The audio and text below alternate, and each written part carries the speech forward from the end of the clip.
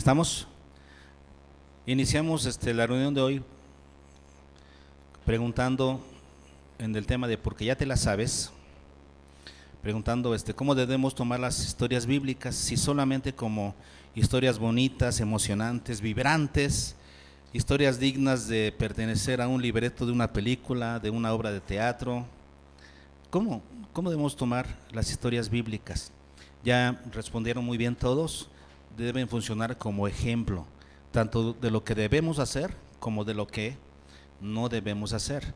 Y lo declara perfectamente 1 Corintios 10, 11 y 12. Lo vamos a analizar como introducción a nuestro mensaje. Vamos a analizar 1 Corintios 10, 11 y 12, que ustedes ya memorizaron, ya no tienen que buscarlo, ya se lo saben. Y estas cosas les acontecieron ¿a quiénes? Pues a las personas de las historias. A las personas de la historia bíblica dice, estas cosas les acontecieron a estas personas como ejemplo. Y luego dice, y están escritas para amonestarnos a nosotros, a quienes han alcanzado los fines de los siglos. Así que el que piensa estar firme, mire que no caiga. ¿Qué les parece si analizamos bien estos dos versículos para entenderlos un poquito mejor? Estas cosas, decíamos, pues se refiere a los acontecimientos históricos. Cuando leemos la historia de Adán y Eva, la historia de Sansón, la historia de… ¿Qué historia les gusta? De David. ¿De quién? Josías, ajá. Moisés, Abigail, Jonás, Samuel, Ruth. Todas esas historias son preciosas. Y cuando estudiamos esas historias, ¿qué decimos? ¡Ay, qué bonito! ¡Ay, una historia alentadora! ¿Sí, nomás eso es? No. Estas cosas acontecieron como ejemplo. Acontecieron, o sea, y es una cosa interesantísima porque este verbo acontecieron está conjugada en tiempo imperfecto. Significa que es una acción inconclusa. ¿A qué se refiere con una acción inconclusa? Bueno, que siguen aconteciendo, porque cada vez que las leemos, reviven en nosotros. Cada vez que estudiamos esas historias, como que cobran vida nuevamente. Acontecieron y siguen aconteciendo.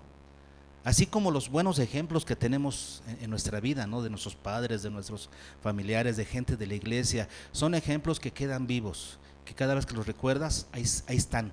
Por eso está en tiempo imperfecto. Cada vez que vuelves a leer esa historia, cobra vida esa historia.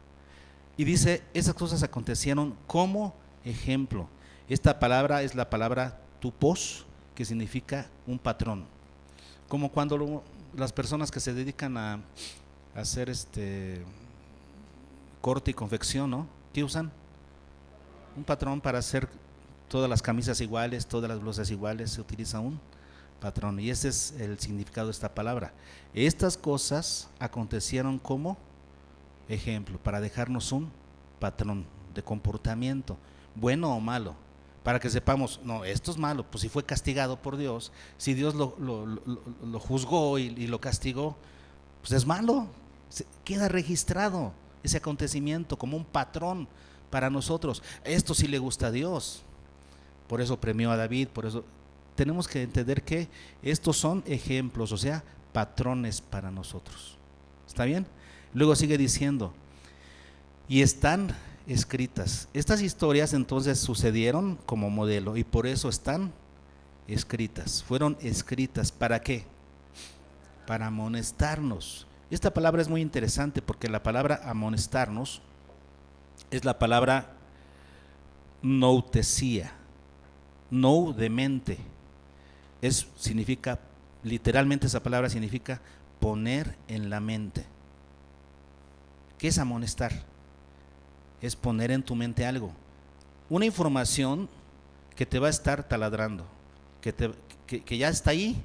Por eso decimos que cada vez que aprendes algo, la enseñanza causa responsabilidad en quien es enseñado.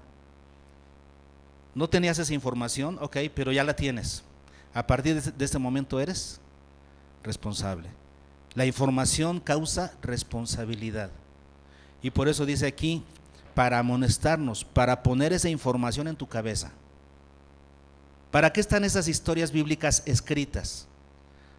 Para ponerlas en tu cabeza, para que cuando tú las lees se queden en tu mente y pasen a tu corazón, se queden ahí fijas. Ese es el propósito de que hayan sido escritas estas historias, para amonestarlas, para amonestarte, para ponerlas en tu mente. Y una vez que están en tu mente, ¿qué sucede?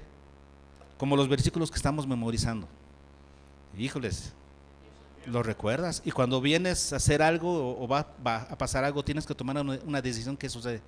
Te llega a la mente eso y dices, ay, si no lo hubiera sabido, pero ya lo sé, ahora lo tengo que hacer. Claro, para eso está en tu mente, para amonestarte, para que las tengas presentes y a partir de ahí te comiencen a alentar o a molestar para hacer una cosa o dejar de hacer otra.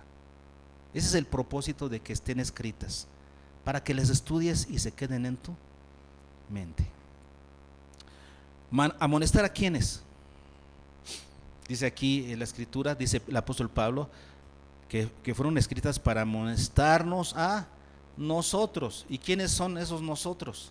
Dice aquí, a quienes han alcanzado los fines de los siglos. Entonces para los que van a vivir al final de los siglos, no es para nosotros, ¿ya? Es para los que cuando Cristo ya vaya a venir, esté más cerca, y muchos entienden así este término. Ya una vez en alguna predicación explicamos que no es eso. Este término, la final de los siglos, inclusive lo vimos en los estudios de Primera de Juan, si ustedes recuerdan, el año pasado.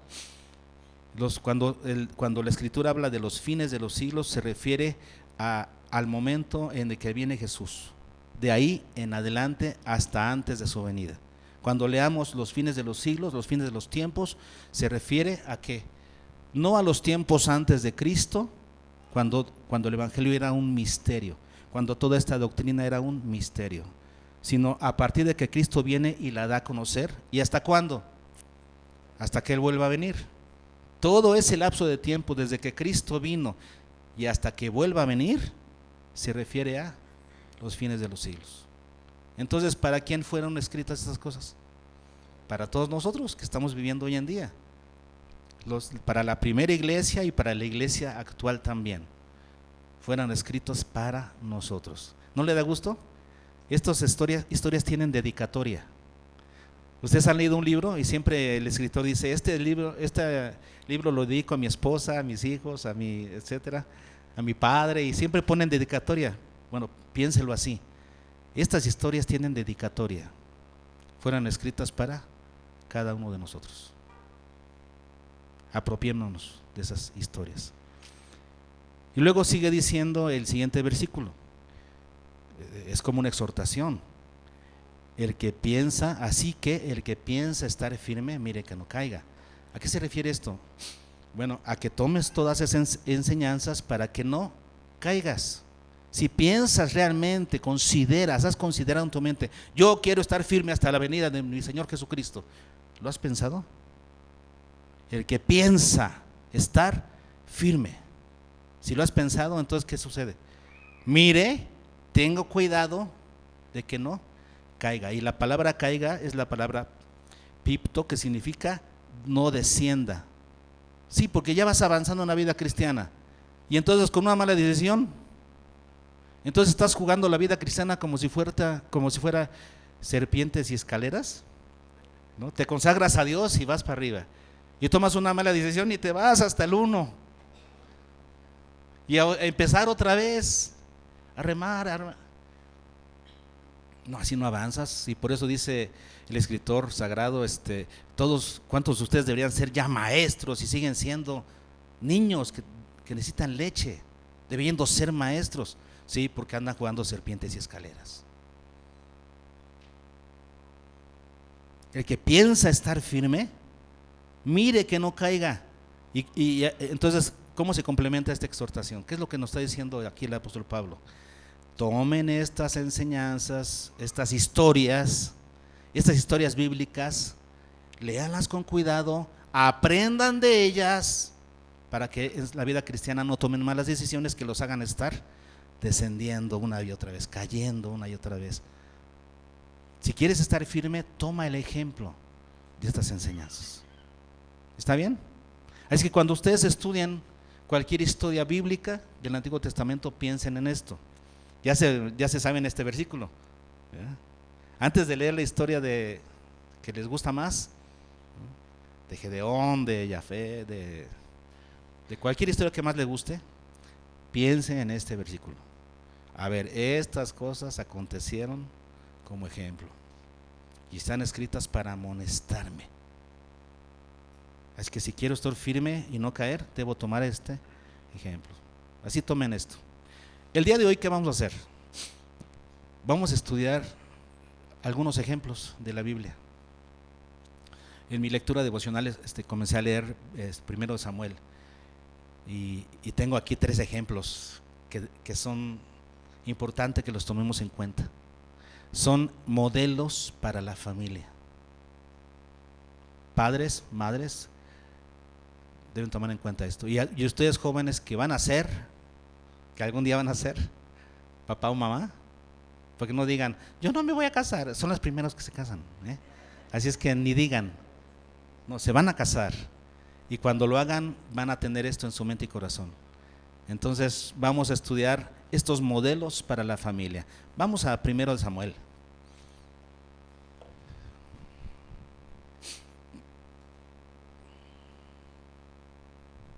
El primer libro de Samuel, porque son 2, ¿verdad?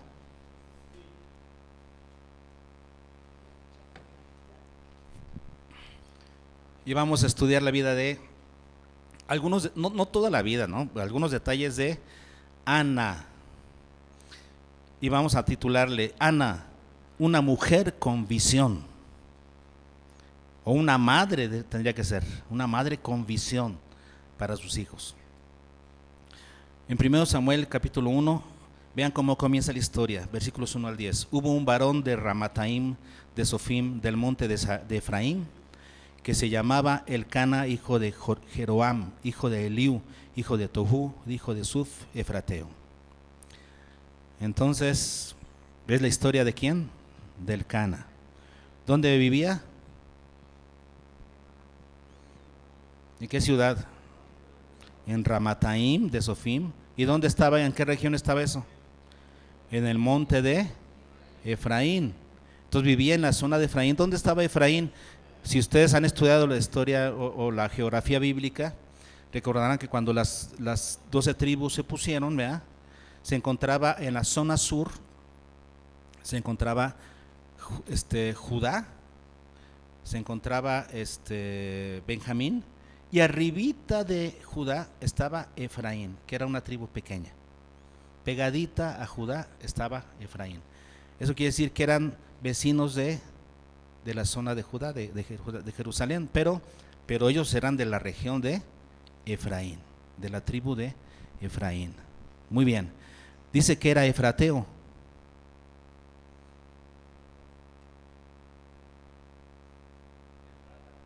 De Efrata, cerca de Belén.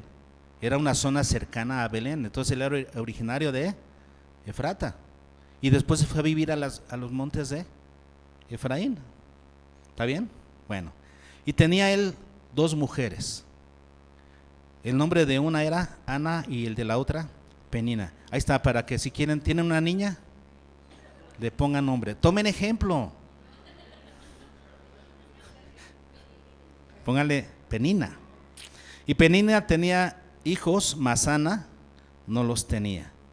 Y todos los años aquel varón subía de su ciudad para adorar y para ofrecer sacrificios a Jehová de los ejércitos en Silo, donde estaban los hijos de Elí, Ofni y Fines, sacerdotes de Jehová.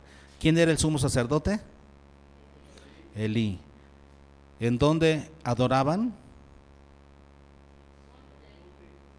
En Silo, era una ciudad. ¿Y quiénes eran sacerdotes ahí?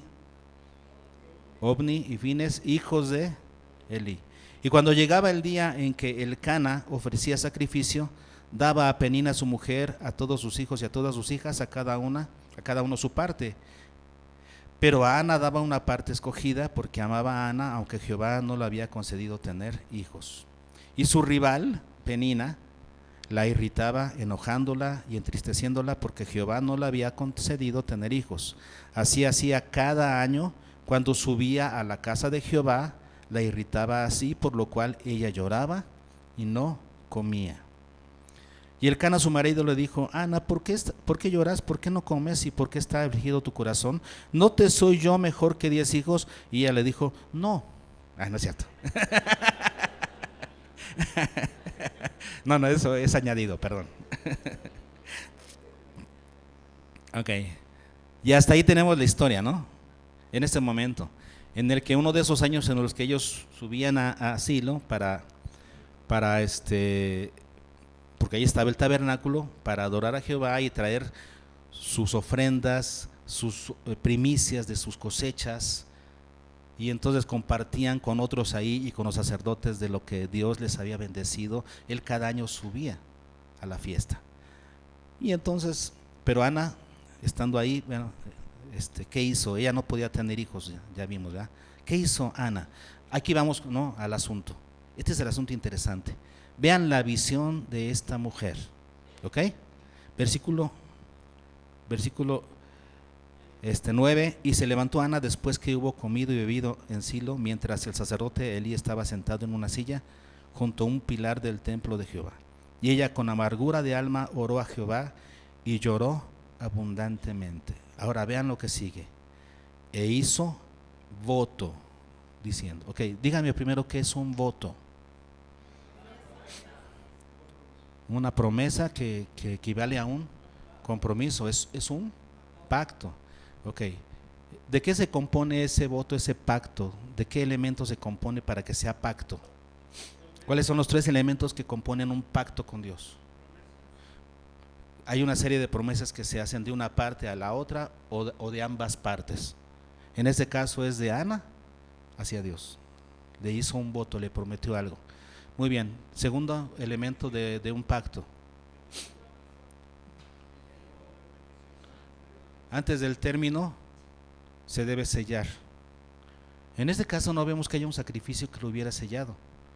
Y yo lo que noto es que la amargura del corazón de Ana, su sinceridad, sus lágrimas, son las que sellaron este compromiso con Dios.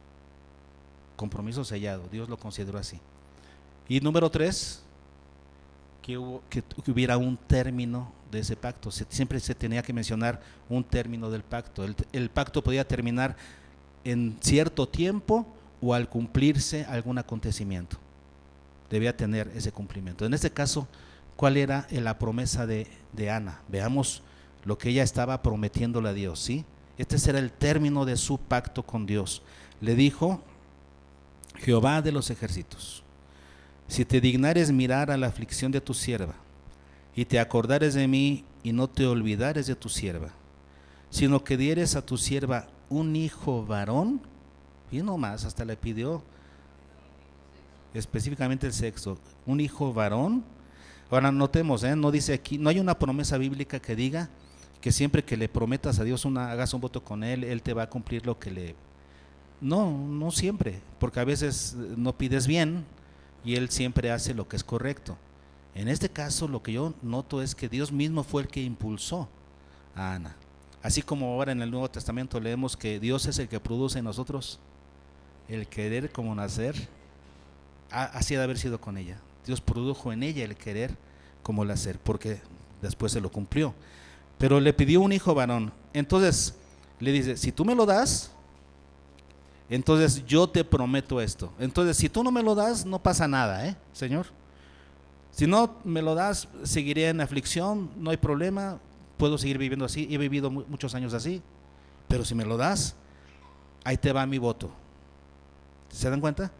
Si me lo das, esto es lo que yo te prometo: lo dedicaré a Jehová todos los días de su vida.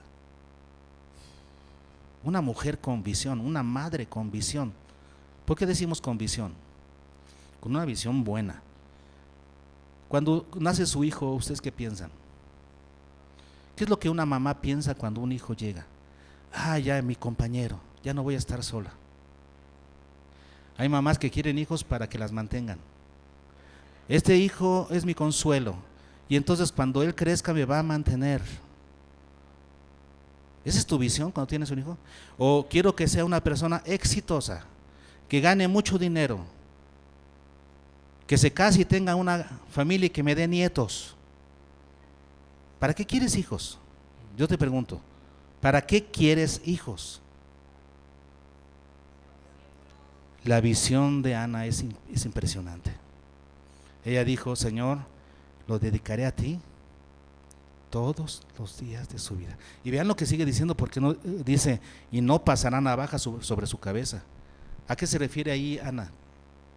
Al voto del nazareato, ¿no? Porque el nazareo tenía 3 cosas: no se rapaba, no se cortaba, no bebía producto de la uva, ni vino, ni sidra, ni de eso, y no se acercaba a cadáver. 3 condiciones. Algo semejante a Sansón, porque no vemos en la historia bíblica otra situación semejante más que en Juan el Bautista y en Sansón, que un ángel vino y le dijo a su mamá: vas a quedar embarazada y el hijo que tendrás será dedicado a Jehová. Así es que tú no debes comer nada de la uva. Le dijo a ella como madre: tú también te vas a cuidar y a él lo vas a hacer dedicado a Jehová. Nada más que hay una diferencia. Con Sansón el ángel instruyó a su mamá en ese sentido. Aquí fue iniciativa de la mamá. ¿Qué iniciativa tenía Ana para decir: Señor, yo lo voy a dedicar? Y no como el voto de nazareato, donde el voto para nazareo era por un tiempo, una semana, un mes, 3 meses, 6 meses, un año, a lo más. Cuando alguien se dedicaba a Jehová, era por un tiempo señalado. Y después de que se cumplía ese tiempo, cortaba su cabello, parte lo quemaba en el altar, parte hacía. ¿Se acuerdan de esa ceremonia para entregar su dedicación? No, Ana dijo: no lo voy a dedicar a ti un mes, un año, 2 años, 3, no, toda su vida. Lo dedicaré a ti por el resto de su vida. Hacen falta mamás así, que digan: mi hijo va a ser dedicado a ti. Y eso es un compromiso tremendo, porque eso quiere decir que ella como madre lo tenía que educar como una persona dedicada a Dios, que valorara su dedicación a Dios, que la apreciara. No como los papás de Sansón, que él no apreció su consagración. En la primera que podía, se acercaba a un animal y comía de ahí la miel del cadáver del león, y ocultaba eso, ¿no? Porque dice: no les decía a sus papás de dónde sacó esa miel. Estaba ocultando las cosas, pero él no estaba dedicado, no apreciaba la dedicación a Jehová. Tienes como madre que educar a tu hijo para que él aprecie, ame su dedicación a Dios, y él pueda ser dedicado a Jehová todos los días de su vida. Esto es tener visión. Mamás, papás, tengan hijos con visión. No se conformen con menos que eso. Mi hijo será dedicado a ti, es tuyo. Y edúquenlo, críenlo así. ¿Ok? Porque a veces la vida es tan fuerte, tiene tantas presiones, que comenzamos diciendo que es de Jehová y al final lo dedicamos como empresario, como otras cosas. Esas son cosas secundarias. Primero tienes que educar a tu hijo como siervo. Sigue diciendo, cuando ya el niño nace, porque Dios le cumple eso, no vamos a leerlo, ustedes lo lean, pero Dios le cumple, ella queda embarazada, tiene a su niño, y en ese año en el que ella tiene al niño, versículo 22, pero Ana no subió a la fiesta ese año, ¿no? Sino dijo a su marido. ¿Y por qué le dijo al marido? Porque en la ley estaba estipulado, según nos dice Números 30, que cuando una esposa o una hija, mujer, ¿verdad?, hacía un voto de dedicación a Dios, lo tenía que ratificar su padre o su esposo. Si el esposo decía: no quiero que te consagres a Dios, ya, ella quedaba libre de culpa, y entonces no, ¿cómo se dice? Se anulaba su dedicación, su voto de nazareato se anulaba, porque el esposo no corroboró ese voto. Así era, ¿eh? Igual si el papá decía, no, mi hija, tú no quiero que te dediques, bueno, ella queda libre de culpa porque el esposo lo anuló. Aquí ella le dice eso, le dice, versículo 22, Ana no subió sino dijo a su marido, yo no subiré hasta que el niño sea destetado, para que lo lleve y sea presentado delante de Jehová y se quede allá para siempre. ¿Y qué le dijo el Cana? No, ¿qué te pasa, mijita? No, ¿qué dijo? 23, y el Cana su marido le respondió, haz lo que bien, o sea, está bien. Entonces ahí la está respaldando en ese voto. Veamos lo que le dice ella. No lo llevaré ahorita hasta que lo destete. Más o menos, en aquella época estaba yo estudiando a los 2 o 3 años del niño. Pensemos en 3 años. Samuel tendría 3 años cuando ella lo llevaría. Y dice, para que lo lleve. ¿A dónde? ¿A dónde leímos que estaba? En Silo, ¿verdad? Una ciudad a 32 kilómetros de Jerusalén, ¿ok? Que estaba en Efraín. Y allí estaba el tabernáculo y estaba el arca del pacto. ¿Por qué no estaba en Jerusalén? Pues porque todavía no se construía el templo. ¿Quién lo construyó? Salomón. O sea, todavía faltan años. Todavía no se construía el templo. En este caso, después de que los israelitas conquistan la tierra prometida, ¿verdad? El tabernáculo lo edifican en Silo y ahí se queda. ¿Quieren verlo? En Josué 18:1. Y toda la congregación de los hijos de Israel se reunió en Silo y erigieron allí el tabernáculo de reunión después que la tierra les fue sometida. Y ahí se quedó. Desde la época de Josué, luego toda la época de los jueces, hasta aquí, que ya va a terminar la época de los jueces y va a comenzar la monarquía, ¿verdad?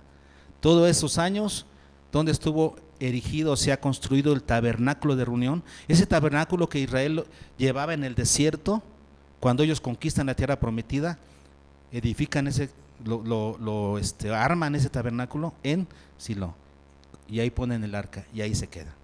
Así es que, ¿dónde estaba Elí y sus hijos? El sumo sacerdote y sus hijos sacerdotes de Dios, ¿dónde ministraban a Dios? En Silo. Cuando dice ahí, para que lo lleve, está pensando al templo. Y se ha presentado delante de Jehová, en ese caso delante de Elí, que era el sumo sacerdote representante de Jehová. Lo voy a presentar ante Elí en el tabernáculo. Luego dice ¿qué? Para que se quede allí para siempre. Esta no era una promesa al aire, ¿eh?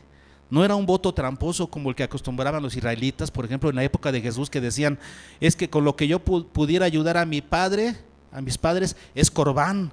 O sea, todo lo que yo tengo está dedicado a Jehová y no puedo ayudar a mis padres por eso. Eso era trampa y Jesús los condenó, ¿no? En su época. Por eso, esta no es una promesa tramposa, ¿no? No, ella lo dijo en serio y estaba dispuesta a cumplirlo.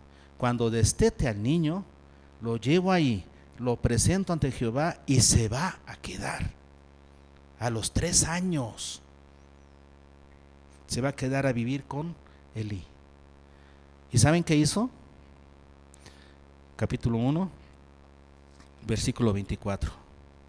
Después que lo hubo destetado, lo llevó consigo con 3 becerros, una efa de harina y una vasija de vino, y lo trajo a la casa de Jehová en Silo, y el niño era pequeño.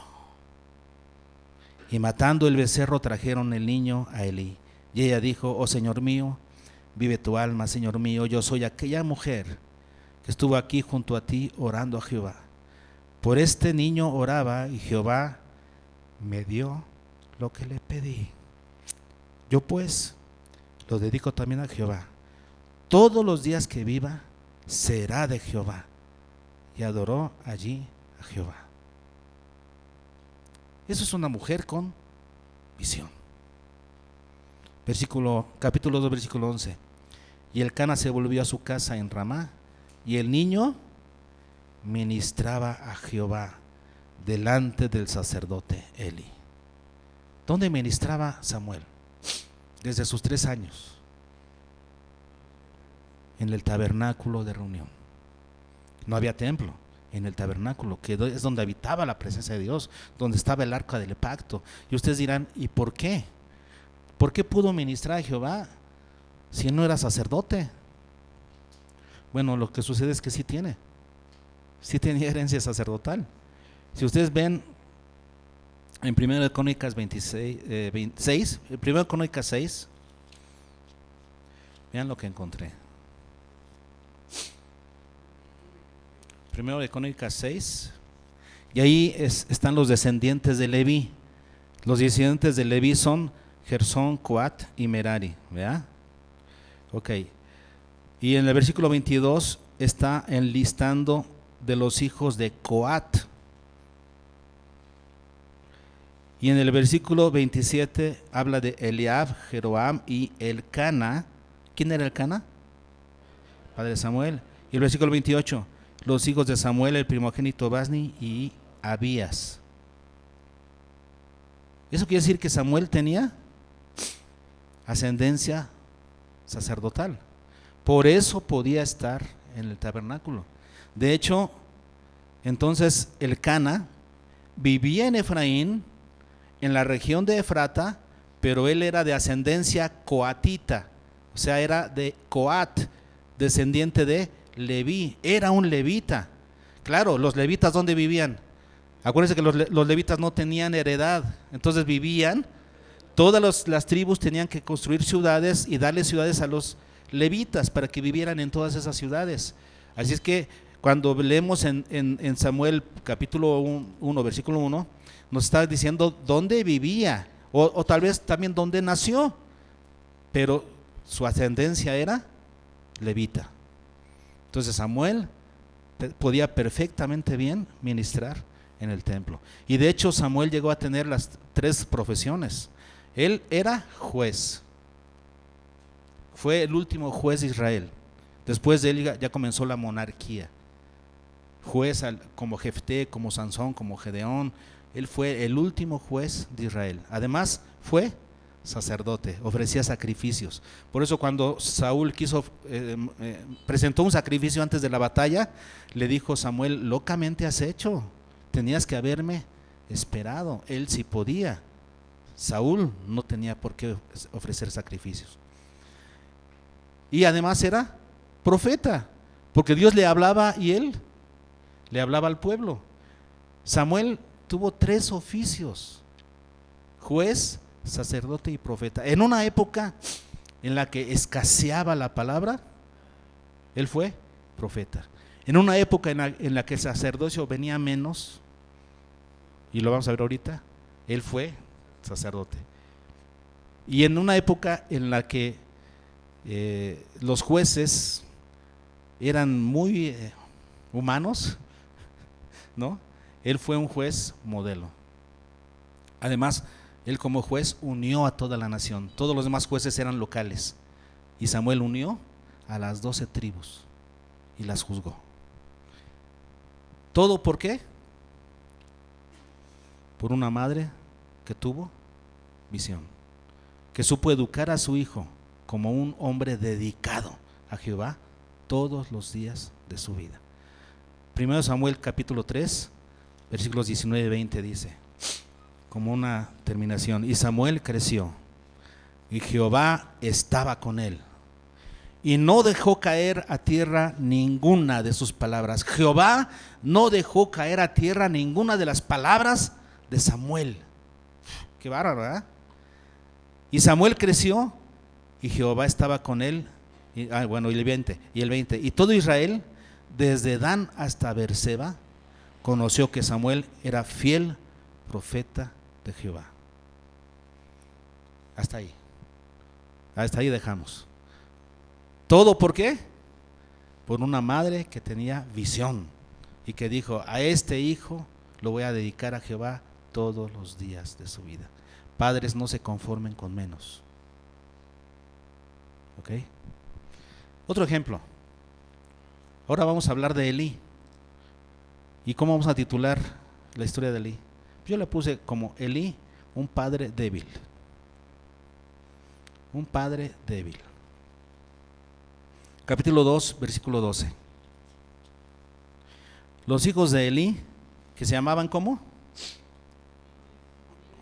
Ofni y Fines, ¿okay? Eran hombres impíos y no tenían conocimiento de Jehová. Yo me pregunto, entonces, ¿qué hacían en el sacerdocio? Eran hombres impíos, o sea, sin piedad, hombres que estaban haciendo las cosas que a Dios le desagradan, impíos, y luego otra característica terrible, y no tenían conocimiento de Jehová. En otras palabras, no tenían ninguna experiencia personal con Dios, no tenían comunión con Él, nada que ver con Dios. ¿Qué hacían en el sacerdocio? ¿Por qué eran sacerdotes? Bueno, hay una respuesta, porque el sacerdocio se heredaba. Entonces, los hijos de los sacerdotes llegarían a ser sacerdotes, pero era responsabilidad del padre educarlos, inculcarles esa dedicación a Dios, porque estaban haciendo una labor muy delicada, tratar con los sacrificios a Jehová dentro del tabernáculo. ¿Qué es lo que hacían estos hombres impíos que no tenían conocimiento de Jehová? Vean lo que hacían. Capítulo 2, versículos 13 al 16. Y era costumbre de los sacerdotes con el pueblo, de estos sacerdotes, Ofni y Fines, que cuando alguno ofrecía sacrificio, venía el criado del sacerdote mientras se cocía la carne, trayendo en su mano un garfio de 3 dientes, y lo metía en el perol, en la olla, en el caldero o en la marmita, y todo lo que sacaba del garfio, el sacerdote lo tomaba para sí. De esta manera hacían con todo israelita que venía a Silo. Asimismo, antes de quemar la grosura, venía el criado del sacerdote y decía al que sacrificaba: da carne que asar para el sacerdote, porque no tomará de ti carne cocida sino cruda. Y el hombre le respondía: quemen la grosura primero, o sea, la grasa, y después toma tanto como quieras. Él respondía: no, sino dámela ahora mismo, de otra manera yo la tomaré por la fuerza. Esto es lo que estaban haciendo estos hombres que no tenían conocimiento de Jehová. ¿Qué es lo que se tenía que hacer? Bueno, si nosotros leemos en Deuteronomio 18:3, Deuteronomio 18, dice: y este será el derecho de los sacerdotes de parte del pueblo, de los que ofrecieren en sacrificio buey o cordero. Darán al sacerdote la espaldilla, las quijadas y el cuajar. Pero ellos no se conformaban con eso. ¿Qué hacían? Agarraban el garfio, ¿verdad?, de 3 dientes, y todo lo que salga es para el sacerdote. Entonces no se conformaban con lo que le correspondía. ¿Y qué decía con relación al otro? Dice en Levítico 7:31. Levítico 7.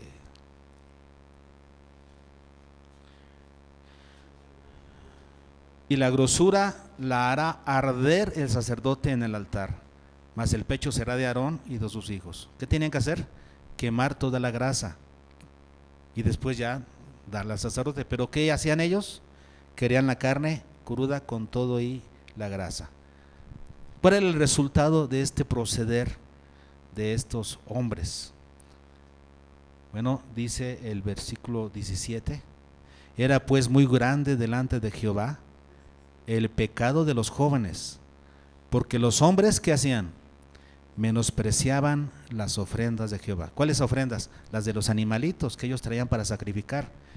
El pueblo estaba menospreciando esas ofrendas.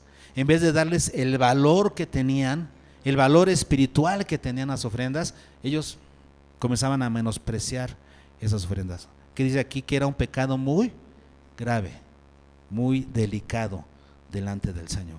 Pero no solamente sucedía eso. 2:17, el 2:22, Pero Elí era muy viejo y oía todo lo que sus hijos hacían con todo Israel. Vean lo que sigue. Y cómo dormían con las mujeres que velaban a la puerta del tabernáculo de reunión. O sea, no hacían nada, nada más dormían. No, qué ingenua, ¿eh? Ya sabemos a qué se refería eso. Las mujeres que estaban ahí para ayudar dentro del tabernáculo, ¿qué hacían estos? Las seducían y tenían relaciones con ellas. Qué terrible. Ahora, ¿por qué decimos que Elí era un padre débil? Bueno, ¿qué es lo que hizo Elí cuando supo esto? Vamos a concentrarnos en eso. Cuando él supo que sus hijos eran impíos, no tenían conocimiento de Jehová y lo demostraban porque estaban haciendo que el pueblo menospreciara las ofrendas a Jehová. En cuanto Elí sabe esto, además de que se acostaban con las mujeres que estaban en la puerta del templo, ¿qué hizo él? Capítulo 2, versículo 23. Y les dijo: ¿por qué hacéis cosas semejantes? Porque yo oigo de todo este pueblo vuestros malos procederes. No, hijos míos, porque no es buena fama la que yo oigo, pues hacéis pecar al pueblo de Jehová. Si pecare el hombre contra el hombre, los jueces le juzgarán. Mas si alguno pecare contra Jehová, ¿quién rogará por él? Pero ellos no oyeron la voz de su padre, porque Jehová había resuelto hacerlos morir.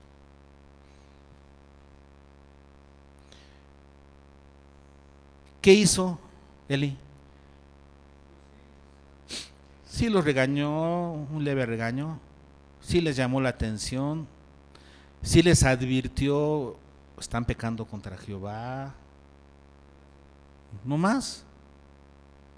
Es como cuando el papá le dice: no hagas eso. Ay, ¿eso qué? Así no. Así no. ¿Qué debió hacer Elí? Sacarlos del sacerdocio. Sacarlos del sacerdocio. Ustedes no vuelven a ministrar dentro del tabernáculo. ¿Tenía ese poder Elí para hacerlo? Claro, él era el sumo sacerdote. Él tuvo que juzgarlos y correrlos del sacerdocio. Vámonos. ¿Qué dijo Dios al respecto del proceder de Elí? 2:27. Y vino un varón de Dios a Elí y le dijo: vamos a llorar, hermanos, vamos a llorar aquí. Le dijo este varón de Dios: así ha dicho Jehová, ¿no me manifesté yo claramente a la casa de tu padre cuando estaban en Egipto en casa de Faraón, o sea, los levitas? Y yo le escogí por mi sacerdote entre todas las tribus de Israel, para que ofreciese sobre mi altar y quemase incienso y llevase efod delante de mí. Y di a la casa de tu padre, le di a la casa de tu padre todas las ofrendas de los hijos de Israel. ¿Por qué habéis hollado mis sacrificios y mis ofrendas que yo mandé ofrecer en el tabernáculo? Y vean lo que sigue: y has honrado a tus hijos más que a mí, engordándoos de lo principal de todas las ofrendas de mi pueblo Israel. ¿Cuál era el pecado? ¿Cómo se puede definir el pecado de Elí? Honró a sus hijos más que a Dios. Los tuvo que haber sacado del sacerdocio. A Dios lo respetas, a Dios lo honras con tu proceder. Si no, te largas, vámonos. Claro, eso debió hacer Elí. Pero eran sus hijos, ¿no? Entonces, cuando son tus hijos, tienes que tocarte el corazón y tienes que ser blandito. Con otros sí puedes ser duro, pero tus hijos no, pues son tus hijos. Luego, ¿qué? ¿Qué vas a hacer? ¿Se van a enojar y ya no te van a prestar a los nietos o qué va a pasar? No puedes honrar a tus hijos más que a Dios. No puedes, no debes. Por tanto, Jehová, el Dios de Israel, dice: yo había dicho, fíjense, yo había dicho que tu casa y la casa de tu padre andarían delante de mí perpetuamente. Mas ahora ha dicho Jehová, nunca yo tal haga.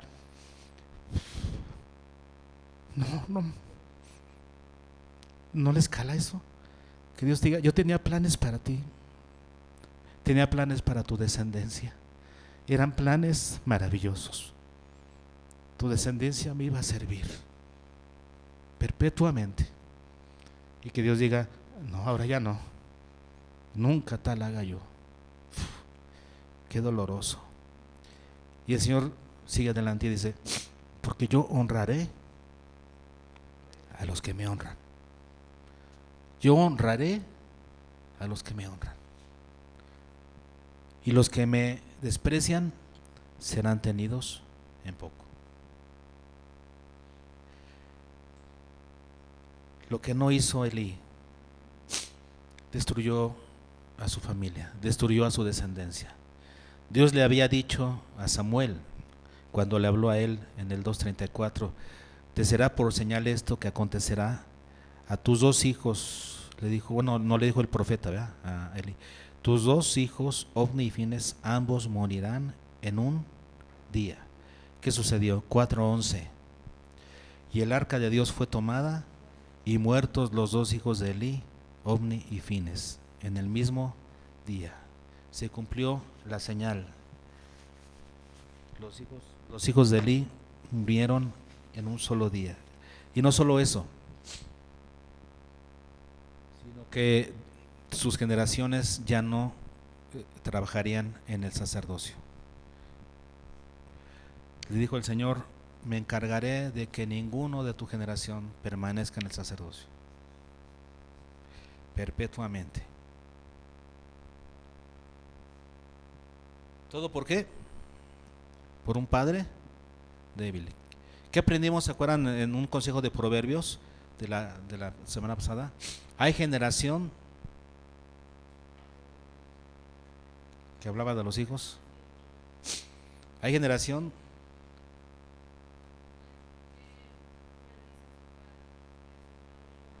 y la otra.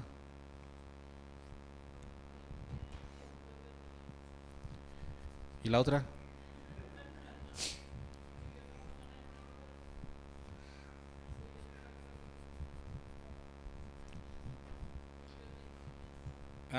No, fue la semana antepasada.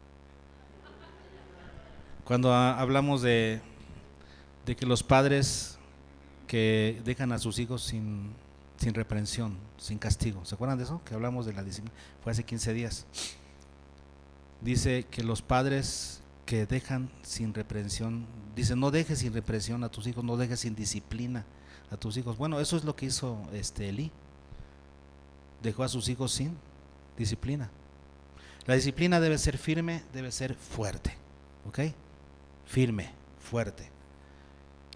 Haz lo necesario para sacar la necedad del corazón de tu hijo, del corazón de tu hija.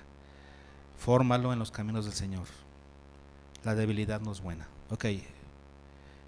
Y ahora hablemos último caso. Rápidamente. Samuel.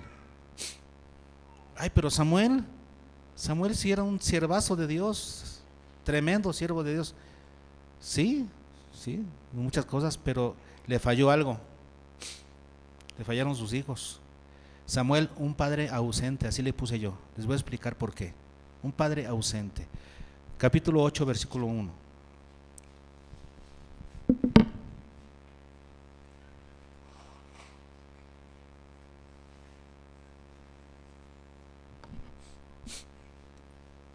Aconteció que habiendo Samuel envejecido, ¿qué hizo? Puso a sus hijos por jueces sobre Israel. ¿Por qué?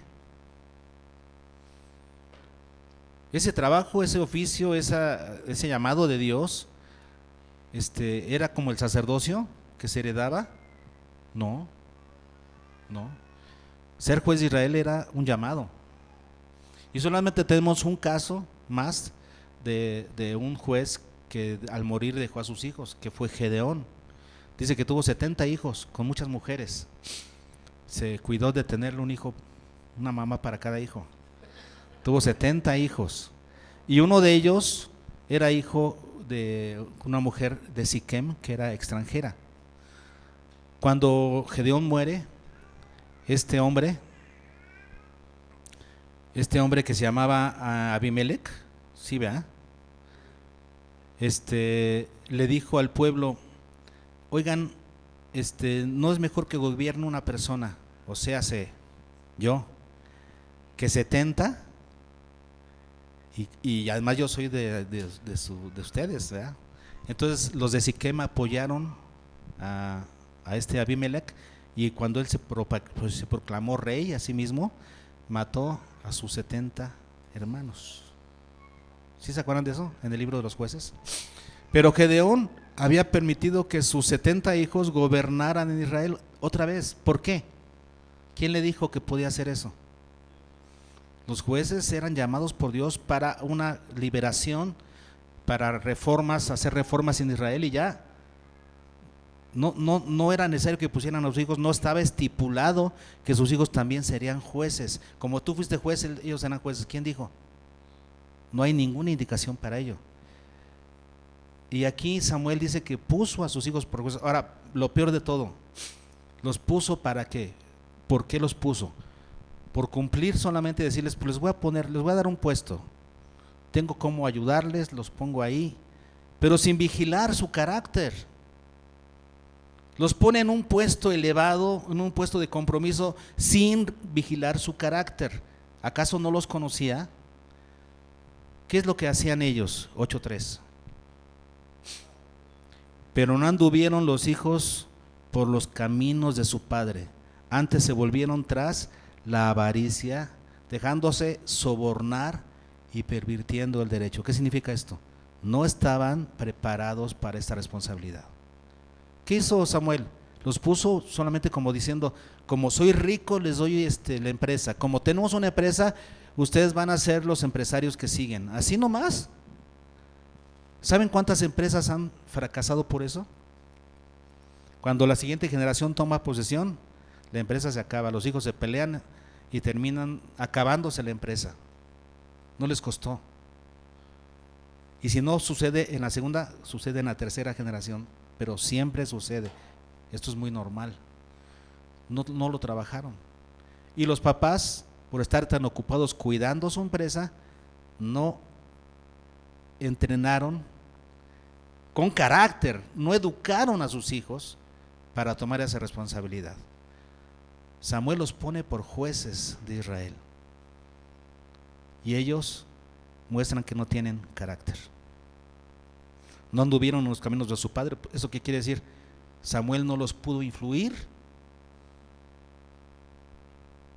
Por eso un requisito para los obispos es tener hijos creyentes. Y explica el apóstol Pablo a Timoteo: porque si no puedes gobernar tu propia casa, ¿cómo podrás dirigir a la iglesia? Es que así es. Entonces, no puedes educar a tus hijos, ¿cómo vas a dirigir una empresa mayor? ¿No supo que eran así? ¿No lo habrá sabido? Estaba tan ausente que no pudo saber eso. Él nada más cumplió con: les di recursos, les di el puesto, les di la empresa, les di, ya lo que hagan pues ya después. No supo porque no hizo nada. Nada hizo. ¿Cómo es que podía juzgar a la nación de Israel? ¿Cómo es que este hombre mató despedazó? ¿Se acuerdan de eso? Agar, el rey que Saúl dejó vivo, y dice: tráelo para acá, y dice que lo despedazó en presencia de Jehová. ¿Cómo un hombre hizo eso y no puede educar a sus hijos? No tenía la capacidad, no tenía la fortaleza. Yo más bien veo que era un hombre ausente. No estuvo, no supo.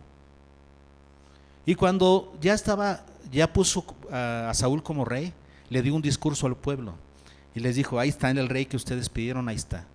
Y les dice, y capítulo 12, versículo 2: y mis hijos están con vosotros. Oye, ¿estás orgulloso de que tus hijos sigan siendo jueces? Mire, yo estoy viejo, ya les puse el rey que querían, pero mis hijos siguen estando con ustedes. Así les dice. No sabía, estaba tan ausente que ni cuenta se dio de eso.